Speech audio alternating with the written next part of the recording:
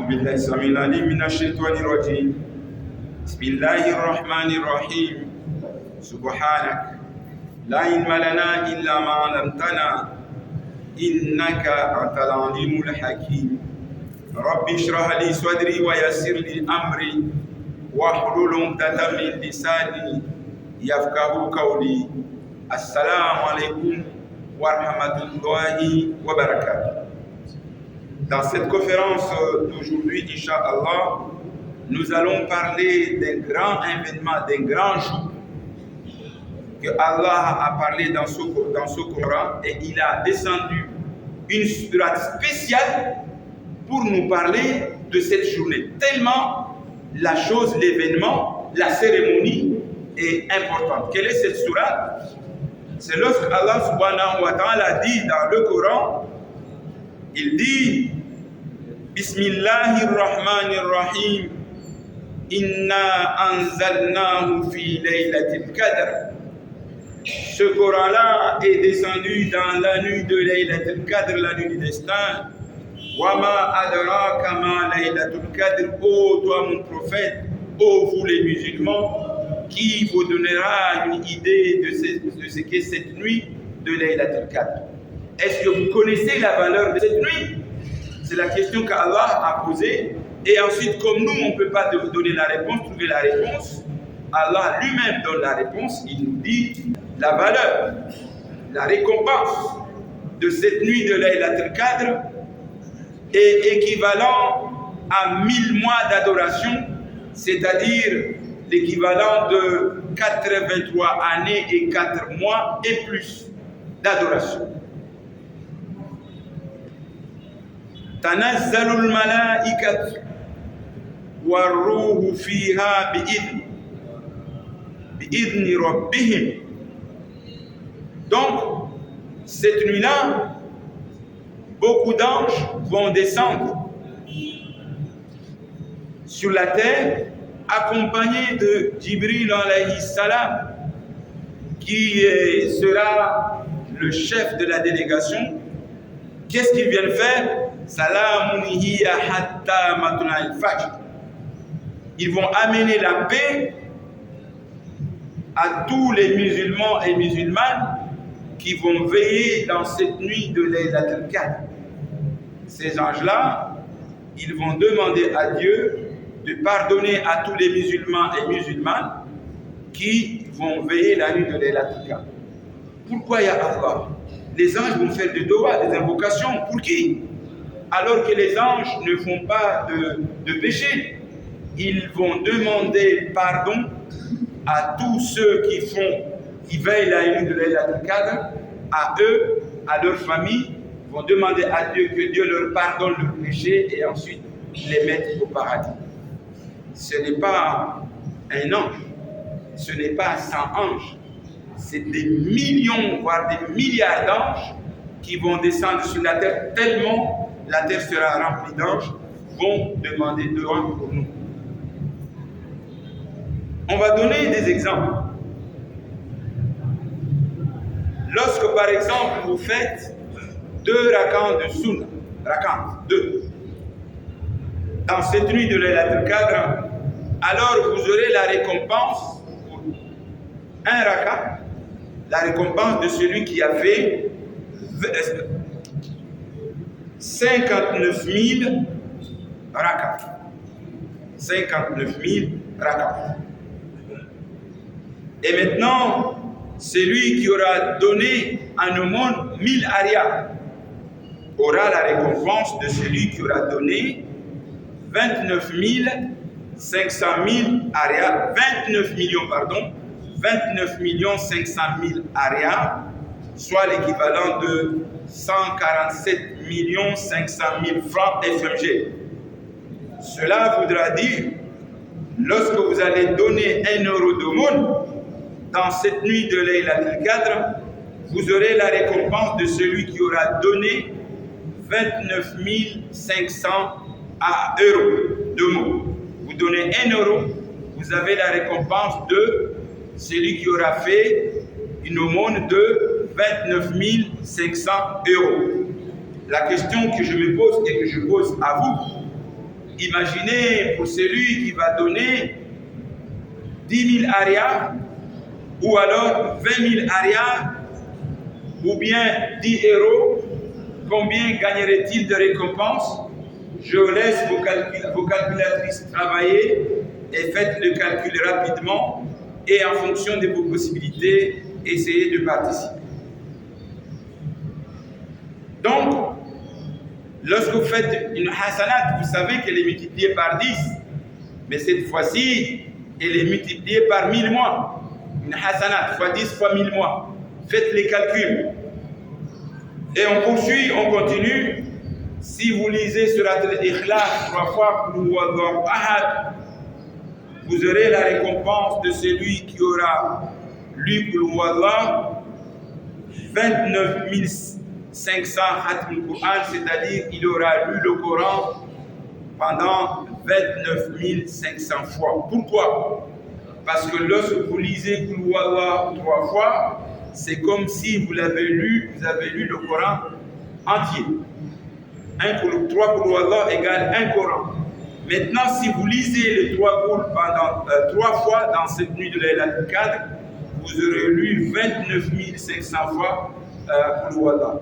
Imaginez celui qui va lire 10 fois dans cette nuit-là, et on a largement la possibilité. Donc, et la nuit de Laylatul Qadr, ce n'est pas une nuit où on va rester dans notre chambre et essayer de regarder qu'il y a une lumière qui va passer dans notre chambre. Ceux qui font ça, c'est vraiment une idée satanique qui nous pousse à devenir paresseux, à abandonner l'idée de vivre Laylatul Qadr.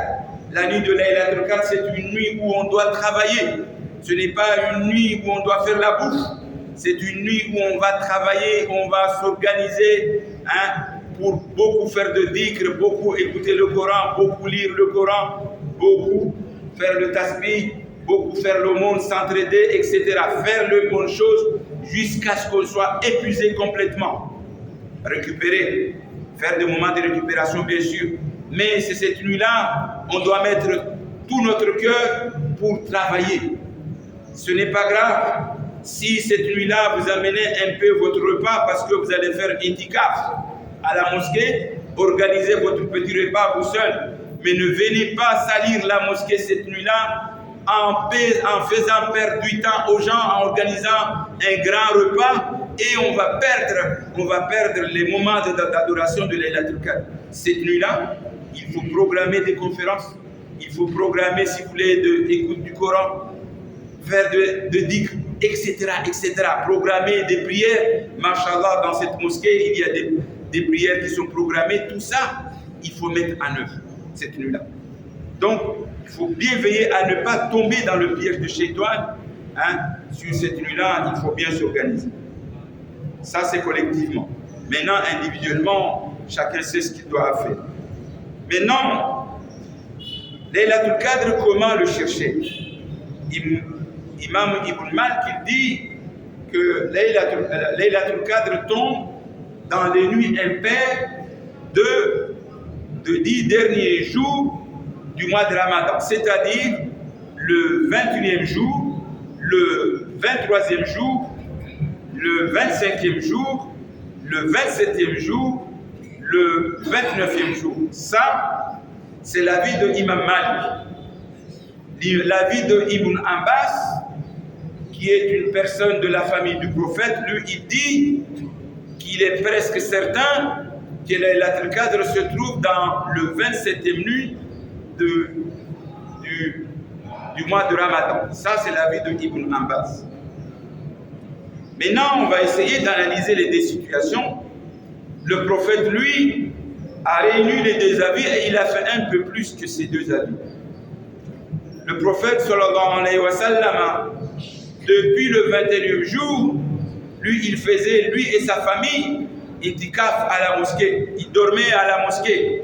Il veillait tous les jours.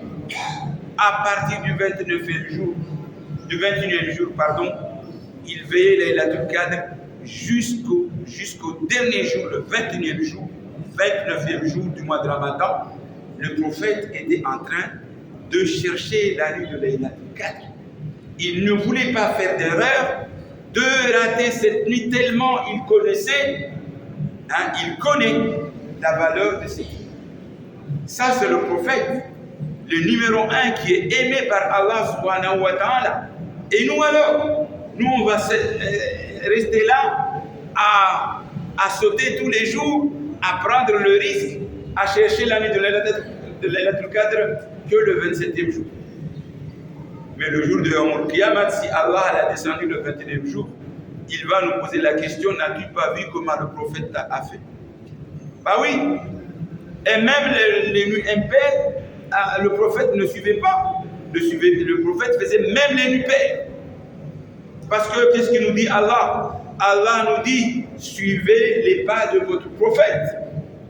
Donc si nous on cherche que le 27e jour et qu'on a raté les Laylatul Qadr et qu'on va se plaindre le jour du jugement, Allah va te dire, va te répondre, n'as-tu pas vu comment ton prophète faisait? N'as-tu pas lu le hadith? Et tu n'auras pas de réponse. Donc il vaut mieux suivre la voie du prophète, c'est notre mission, suivre ce que le prophète a fait en tenant compte en même temps les avis de nos savants, c'est-à-dire les avis de Imam Malik et Ibn Abbas, ça rentre dans la démarche du prophète sallallahu alayhi wa sallam, et ça aussi c'est mon avis. Moi je suis l'avis du prophète sallallahu alayhi wa sallam. À partir de ce soir, on se met à travailler, Inch'Allah. On ne prend pas le risque de rater la nuit de Laylatul Qadr. Pourquoi? Parce que je vais vous donner un exemple. Imaginez que quelqu'un a prié ou a adoré Allah pendant 70 ans ou 75 ans d'adoration, prière, ramadan, tout. Mais celui-là, il négligeait ou il néglige les 10 derniers jours du mois de Ramadan et il n'a eu aucun Laylatul Qadr pendant toute sa vie. 70 ans de vie, 75 ans de vie, aucune nuit de Laylatul Qadr.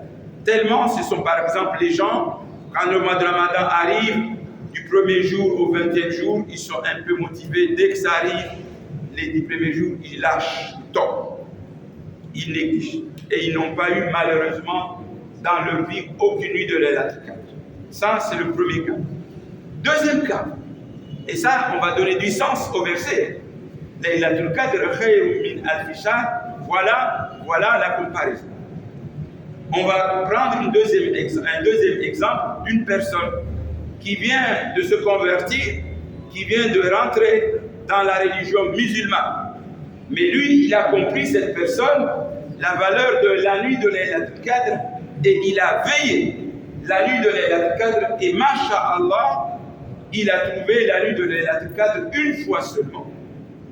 Et le jour de Yawm al-Qiyamah, lorsqu'on va mettre dans la balance les œuvres de cette personne qui a adoré Allah pendant 70 ans sans aucune nuit de Laylatul Qadr, et on va mettre les œuvres de cette personne qui vient de se convertir un an seulement, il y a un an, mais qu'il a eu une nuit de Laylatul Qadr, on va mettre dans l'autre plateau de la balance ses œuvres. Le nouveau converti, ses œuvres vont renverser de loin les œuvres de celui qui a adoré Allah pendant 70 ans sans aucune nuit de Laylatul Qadr. Vous imaginez, mes chers frères et sœurs, le danger de rater la nuit de Laylatul Qadr. C'est la chose la plus dangereuse, la plus pire qu'on aura raté dans notre vie. Il n'y a pas quelque chose de plus grave, de grande perte dans notre vie que de rater la nuit de Laylatul Qadr. C'est la meilleure nuit de l'année. C'est le meilleur jour de l'année. La nuit de Laylatul Qadr, on n'a pas le droit de rater cette nuit-là. Si vous saviez les récompenses de cette nuit et que vous êtes malade, vous ramperez pour venir à la mosquée, mes chers frères et sœurs. La nuit de Laylatul Qadr est tellement puissante, tellement beaucoup de récompenses qu'on doit tout faire qu'Allah nous donne la santé pour veiller cette nuit. Parce que si on rate cette nuit, on a tout raté. On a tout raté notre jeûne du mois de Ramadan. Ça, que vaut les jours, le mois de Ramadan sans nuit de Laylatul Qadr? Ça vaut rien. Bon, ça ne dit pas ça vaut rien, mais ça ne pèse pas assez lourd Nous, ce qu'on veut, c'est de chercher le paradis. Or, la nuit de Laylatul Qadr, si tu trouves une nuit, je ne dis pas qu'il faut faire des péchés, mais ça va effacer tous tes péchés que tu as fait pendant toute ta vie. Même si ces péchés dépassent une montagne. Une nuit de Laylatul Qadr qui va effacer tous tes péchés. Maintenant, qu'est-ce qu'il faut faire pendant cette nuit-là, il faut travailler. Il faut aider les autres. Il faut être généreux. Il faut écouter des hadiths, des conférences, lire le Coran. Si on n'arrive pas à lire le Coran, écoutez au moins le Coran. On a tous des téléphones maintenant. Amenez vos, comment ça s'appelle là, des écouteurs. Parce que dans la mosquée, il ne faut pas déranger les autres. Écoutez le Coran chez vous ou à la mosquée, peu importe. Écoutez le Coran, écoutez des conférences. Les conférences, c'est tellement important. Vous savez la valeur de ce que vous gagnez lorsque vous écoutez une conférence de 45 minutes. Est-ce que vous savez ce que vous gagnez? Écoutez une conférence, on a la récompense de celui qui a prié dans la mosquée de Médine. C'est-à-dire la récompense de celui qui a fait 100 000 rakats. Une conférence que vous suivez, que vous écoutez avec cœur. Maintenant, si cette conférence, vous la partagez, vous aurez la récompense de celui qui aura prié dans la mosquée du prophète, c'est-à-dire à la Mecque. Vous imaginez des récompenses. Et nous, on ne partage pas ces conférences-là qui ont des bénéfices. Vous allez partager de la musique. C'est grave. Partagez ce qui est à partager, ne partagez pas les mauvaises choses. Surtout quand ça tombe de la nuit de Laylatul Qadr, c'est tellement très grave. Alors, quand c'est comme ça, qu'est-ce qu'il y a encore comme événement? La nuit de Laylatul Qadr, c'est le jour du destin. La sourate le dit.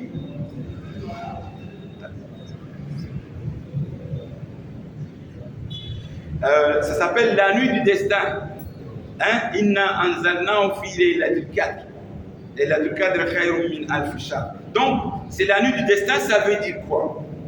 C'est cette nuit-là que le destin de chaque chose, votre destin, mon destin, le destin des anges, des animaux, de toutes les créatures dans les cieux et sur la terre, vont être détaillés, c'est-à-dire révisés,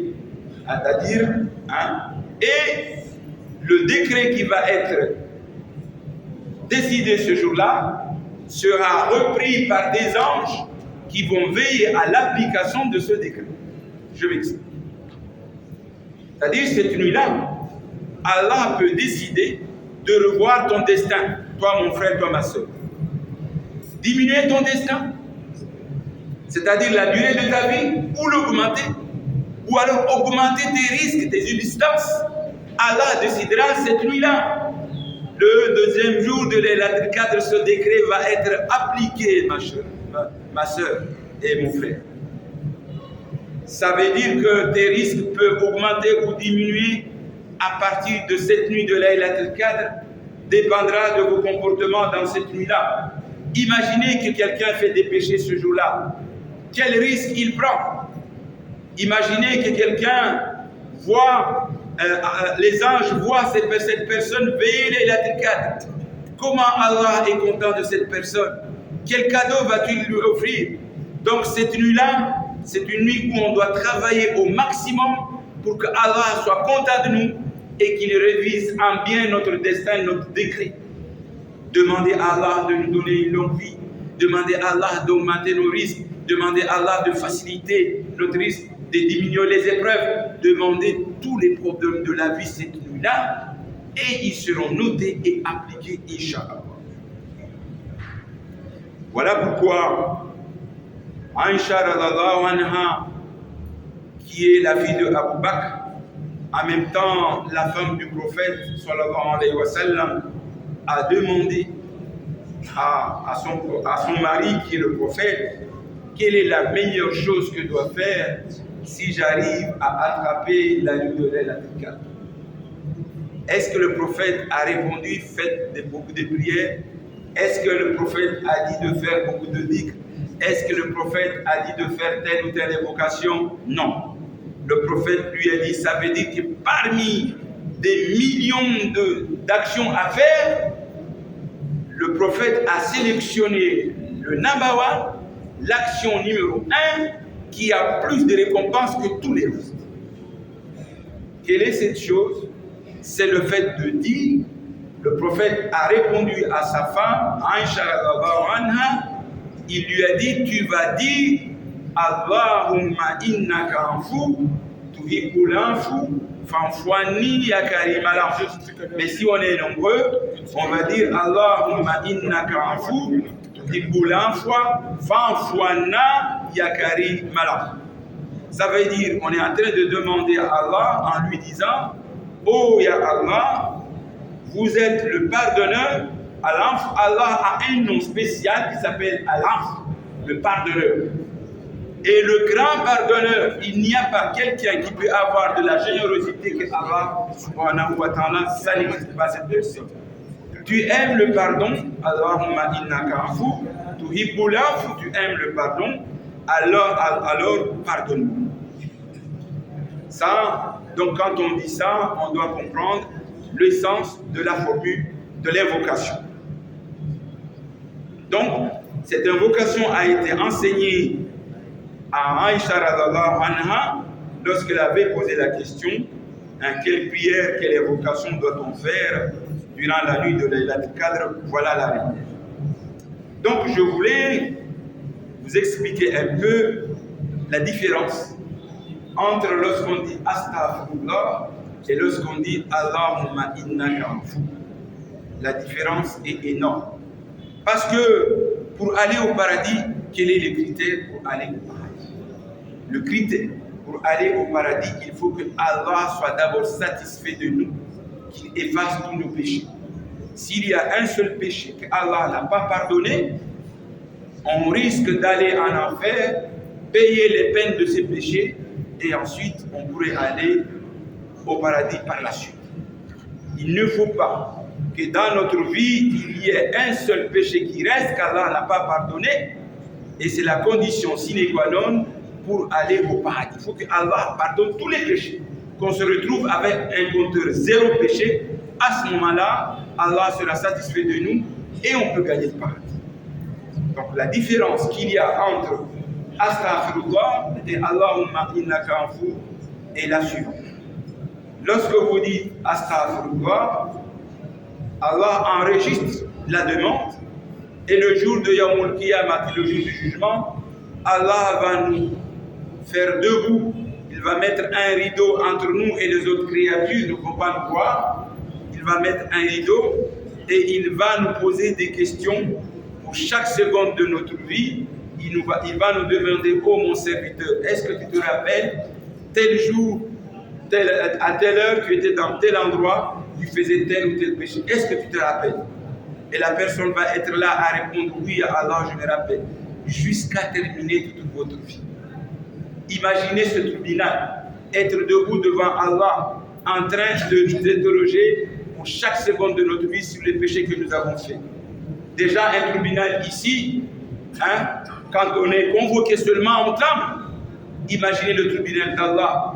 Allah, le maître des cieux et de la terre, nous met debout, nous pose des questions, nous interroge sur les fautes que nous avons faites, comment va être nos situations. Tellement grave, on ne sait pas s'il va nous pardonner ou pas. Et le prophète sallallahu alayhi wa sallam, il a dit, le moment même qu'on est en train debout, devant Allah, en train d'être interrogé sur le péché qu'on a fait, c'est déjà une grande punition, une grande épreuve, une grande inquiétude. On ne sait pas si Allah va nous pardonner ou va nous mettre en enfer. On ne sait pas. Donc c'est un risque qu'on prend. Je ne dis pas qu'il ne faut pas faire Astaghfirullah, parce qu'il se peut qu'à la fin, Allah nous pardonne. Continuez Astaghfirullah. Mais il y a une grande différence entre Allahumma innaka afu, tuhibbul afu, fanfouani ya karim al afu. Il y a des gens qui ont compris que cette formule, on la prononce seulement au mois de Ramadan. Non, au mois de Ramadan en particulier, le jour de Laylatul Qadr en particulier, mais durant toute l'année. Il faut apprendre l'habitude de dire Allahumma innaka afu, tuhibbul afu, fa'fouani ya karimal afu. Le mois de Ramadan est venu seulement pour nous enseigner cette formule, parce que le mois de Ramadan, c'est une école de vie. Donc, après le mois de Ramadan, tout ce qu'on a appris pendant le mois de Ramadan doit être une école de vie, on doit appliquer après le mois de Ramadan. Alors, quelle est la différence? Qu'est-ce que je gagne lorsque je dis Allahumma innaka afu, tuhibbul afu, fa'fouani ya karimal afu? Allah, lorsqu'on dit ça, et que si Allah valide la formule, lorsque Allah accepte, il va effacer, gommer, effacer tous les péchés qui sont dans les registres de votre compte de votre vie. Vous savez que chaque nuit, quand on dort, les anges enregistrent les mauvaises choses et les bonnes choses qu'on a fait pendant la journée. Donc, lorsque Allah accepte un seul Allahumma innaka afu, ce Allahumma innaka afu va effacer tous les péchés que tu as fait depuis ta naissance jusqu'à aujourd'hui. Alors, tu deviens comme le jour où tu es né. Donc, si tu as un Allahumma innaka afu, cette nuit la nuit de Laylatul Qadr de cette année, et que tu meurs le lendemain, tu vas directement au paradis sans compte et sans jugement. Alors vous allez me dire, mais il y a quelqu'un que j'ai fait des bêtises, peut-être qu'il va se rappeler de l'erreur que je lui ai faite, et le jour de Yawm al-Qiyamah, il va me demander des comptes, il va me demander le remboursement de mes bêtises. Allahumma innaka afu, il va effacer les mauvaises choses que tu as fait aux gens. Allahumma innaka afu va même effacer dans la mémoire des personnes les bêtises que tu as fait pour eux. C'est tout, ya Allah? Non. Allahumma innaka afu va, mais on va se dire, mais les anges vont se rappeler de ce qu'ils ont noté dans mon livre. Hein? On va se dire, se poser cette question. Non. Allahumma innaka afu va même effacer dans le registre des anges, dans la mémoire des anges, toutes les mauvaises choses que tu as fait durant ta vie, et tu iras au paradis qu'avec des bonnes choses. Allahumma innaka afu, tuhibbul afu, fa'fouana ya karimal afu. Est-ce que vous voyez la puissance de Allahumma innaka afu? Allahumma innaka afu ne laisse aucun péché. Allahumma innaka afu efface tous les péchés. Même vous n'allez pas vous savoir les bêtises que vous avez fait. Allah seul sera au courant de vos bêtises. Mais même Allah ne va pas vous le dire. Il ne va pas vous rappeler que vous avez telle bêtise, telle chose. Tu vas aller seulement devant Allah content, avec zéro péché, entrer au paradis sans compte et sans jugement. Vous regardez et vous imaginez, mes chers frères et sœurs, l'importance de ne pas rater Allahumma innaka afu, en particulier le jour de Laylatul Qadr. Il ne reste que 10 jours, mes chers frères et sœurs. Ce n'est pas beaucoup devant une année. On doit mettre tous les efforts à partir de ce soir pour chercher Laylatul Qadr et en particulier obtenir la formule, la satisfaction de Allah avec la participation, la prononciation de Allahumma innaka afu, tuhibbul afu, fa'fouana ya karimal afu. Quand est-ce qu'on commence? Laylatul Qadr commence quand? Quel est le début du match? Quelle est la fin du match? Laylatul Qadr commence depuis que le soleil se couche jusqu'au moment où le adhan, le muezzin, vient dire, faire le adhan du matin. Allahu Akbar, Allahu Akbar. C'est la fin du match. C'est là où les anges vont monter au ciel et ramener la liste des gens, de tous ceux qui ont participé à la nuit de Laylatul Qadr, qui vont obtenir ce pardon, qui va faire que tous leurs péchés seront effacés et qui ont obtenu Amin. Allahumma innaka afu, tuhibbul afu, fa'fouana ya karimal afu. Qu'Allah nous met parmi les gens qui vont être dans la liste des gens qui vont obtenir cette année la récompense de Allahumma innaka afu, tuhibbul afu, fa'fouana ya karimal afu. Et sur ce, je vous dis assalamu alaikum wa rahmatullah. rahmatullahi wa barakatuh.